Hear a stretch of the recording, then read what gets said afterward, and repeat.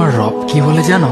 তুমি যাকে আমার চাইতে বেশি ভালোবাসবে, আমি তাকেই তোমার কাছ থেকে দূরে নিয়ে যাব আর তোমাকে বড্ড একা করে রাখবো।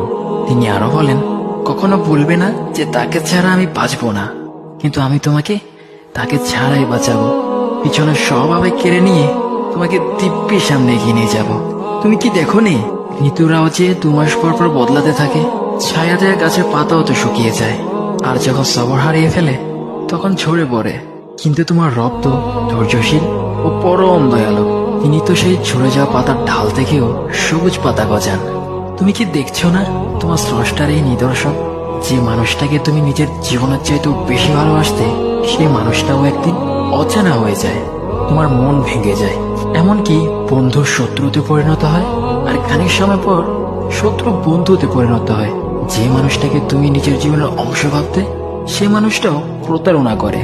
বুঝি না, এত কিছু হওয়ার পরেও তুমি তোমার রবকে বাদ দিয়ে সেই মানুষগুলোর উপরই ভরসা করো, যারা তোমাকে প্রতিনিয়ত কষ্ট দিয়েছে।